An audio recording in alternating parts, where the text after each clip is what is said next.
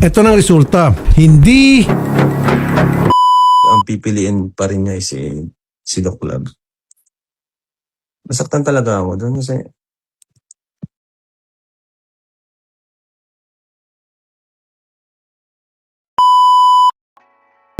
Hello mga Kalingap, for this video mga Kalingap, magbigay tayo ng opinion natin dito sa live ni Kalingap Rab ay tungkol ito sa beneficiary na umalis. Akala natin si Kalingap Rab ay hindi nasasaktan din pala siya. Dun sa comment niya na kahit anong mangyari, pipiliin niya pa rin si Bulldog sa lahat ng mga ginawa ni Kalingap Rab.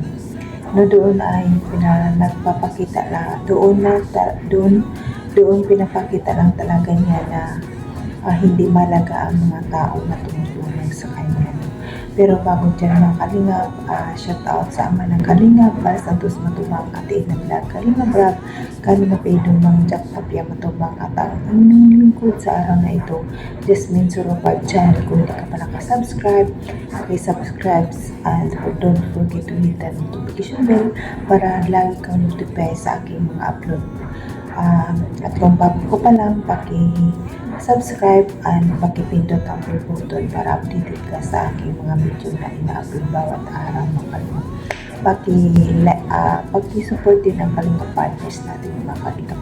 At bago tayo dumako sa ating pakay at manood tayo ng video, pagbatiin ko muna kayo ng magandang araw, magandang gabi, masaksul. Magulo tayo na doon, makamita na ako palusod ng Visayas pa o patulog. Kamusta tayo mga Kalingap? Sana nasa mabuti tayong kalagayan and good health lang tayo palagi. So tara na mga Kalingap, dumako na tayo at manood muna tayo ng video bago tayo mag-komento. Tara, let's go. 1, 2, 3, go! ito po, real talk po ito.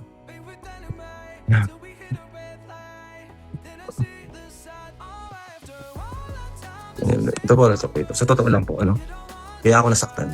Di ba nasa vlog ko? Nasaktan ako kasi di ba may comment si Biancy doon sa post ni Dr. Lab na siya yung pipiliin pa rin bandang huli. Sa totoo lang po, doon po talaga ako nasaktan. Nasaktan ako pero tahimik lang ako ng mga araw na yan. Hinayaan ko na lang.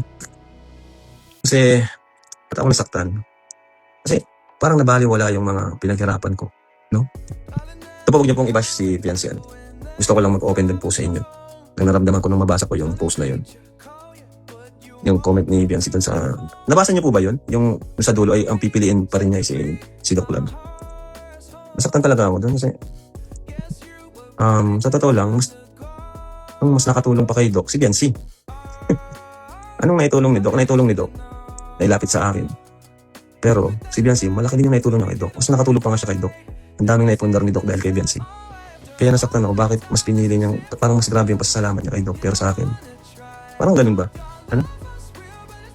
Doon talaga ako nasaktan. Si part na yun. Okay na sana kung wala yung... Saka ang dami rin nag-comment. Saka dahil din dun sa comment na yun, muling nag-apoy. Kasi okay na yung vlog. Tapos na yung vlog. Okay na, tapos na. Ang ganda na ng vlog. Nabilib yung tao kay Biancy. Pero dahil sa comment na yun, ayan, nabutasan na naman tuloy sila. Nabutasan na naman sila. Kasi, bakit ka naman makakomment ng ganun, ha? Parang, nasaktan talaga ako kasi, syempre, ginawa ko lahat para sa kanila. Diba? Pinakamalaking pabahay. Ginawa ko siya ng pinakamalaking pabahay kasi gusto kong ibalik yung mga siyempre ako naman nag-views naman tayo. Diba? Nagkakaroon tayo ng views. May mga nag-sponsor naman. Gusto kong ibalik yun. Na sige, palaki natin yung bahay mo kasi yung kinikita naman din natin sa pag-vlog. Gusto ko maging makita nila yun na binibigay ko sa iyo. Diba? Nilab din ko kay Eds para kasi that time wala talaga, sobrang halos siya ata yung pinaka mahina yung views, mahina yung views sa mga Kalingap Angels. Ang pinakasikat nun si Dara, Carla, pero guys, huwag niyong i-bash po si Biancy. Gusto ko lang maglabas ng salogin. Tapos yun, nabasa ko yung comment na yun. After all ng mga effort ko, kala kasi siguro ang dali lang ng ginawa ko na pagpapasikat. Si Edo nga tutuusin, pa yun, nagdadalawang isip pa yun kasi siyempre katatapos lang nung kay Eric ba yun? Tama? Pero dahil sa respeto sa akin ni Eds, dahil sa wala siyang pakialam kung mabash man siya, kung ano sabihin sa kanya ng tao, dahil sa kagustuhan niyang tulungan ako, pumayag siya na, sige Insan, tandem. Ay, tandem, love team. Tapos yun, hanggang sa nag-work, naging successful. Kasi nga that time, wala talaga, walang sponsor, yung views, hindi ganun kalakas. Diba? So, sige, ito ako magpapalakas dito. Ganun po ako eh. Kung anong pwede makatulong, iniisip ko talaga, iniisipan ko ng paraan. Kaya nag-usap kami ni Insan. Sabi niya, sige Insan, ikaw ang masusunod kasi ganun ang karespeto sa akin ni Insan. Yun lang, masakit lang talaga na after nung nung parang mas grabe yung niya kay Doc. Hindi ko naman kasi si Doc naman yung lumapit sa atin. Pero, ang tanong, anong naitulong ni Doc? Maliban sa nailapit sa atin. Diba? Kung tutuusin, mas maraming naitulong pa si Biancy kay Doc. So, ayan mga Kalingap, napanood niyo naman ang video, di ba nakakaiyak si Kalingap Prab. Akala natin okay lang sa kanya, kaya pala sasaktan siya, kaya tahimik lang si Kalingap Prab. Hindi natin alam pala na nasasaktan na pala siya. Kahit sino ba namang tao hindi masasaktan sa lahat ng ginawa mo, effort mo, no?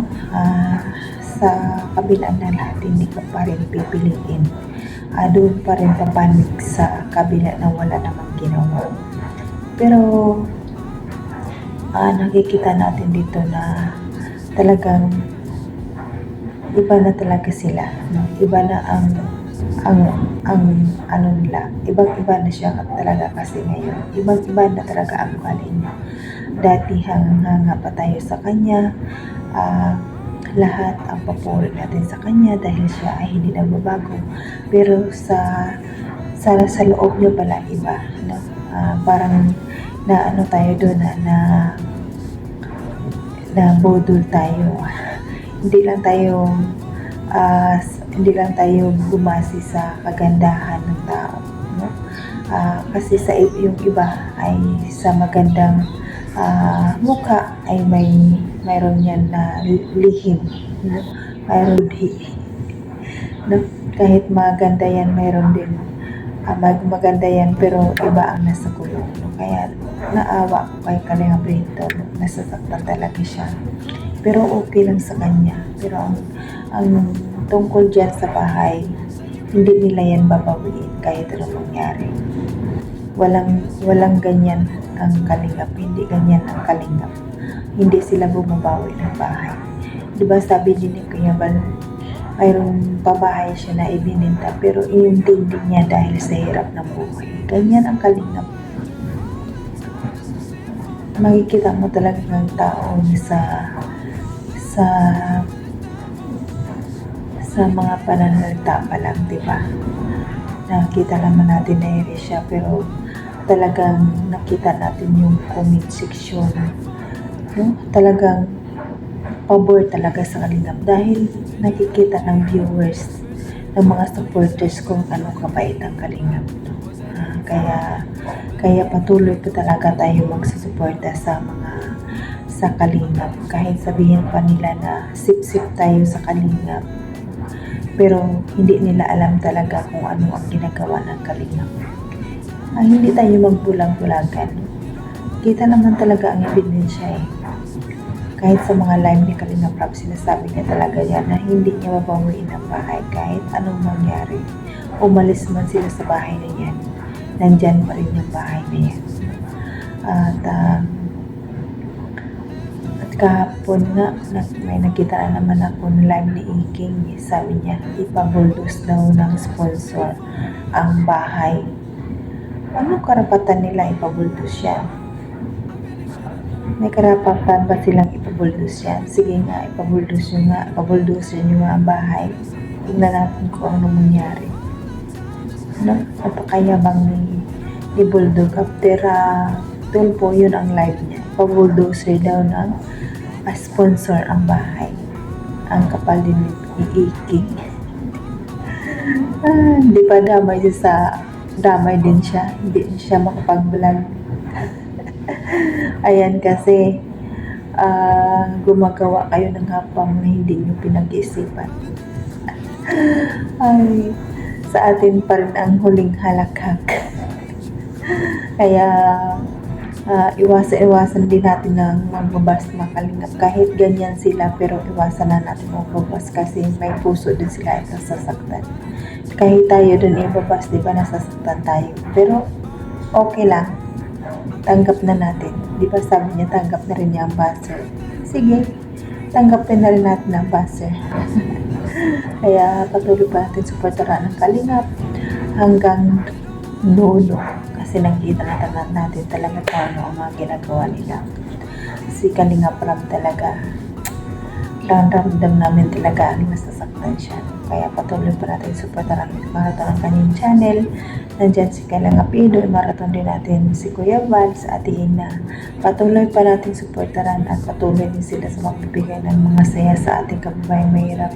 At patuloy ang pagbibigay ng bahay sa mga kababayan natin mahirap at sa mga scholarship ng mga estudyante natin kasi wala silang kaya sa pag-aaral.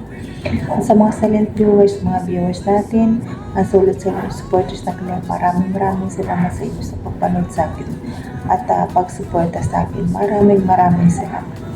At sa lahat ng supporters natin, nandiyan yung Juncar, Migris at Panjoy at iba pang lahat ng supporters na laging nanonood at abang sa aking mga video. Maraming salamat sa mga sponsor natin. Maraming salamat sa inyo. At sa mga kapwa kong OFW kung saan man tayo ngayon, maraming salamat. At sa mga viewers na laging nagmamahal sa akin.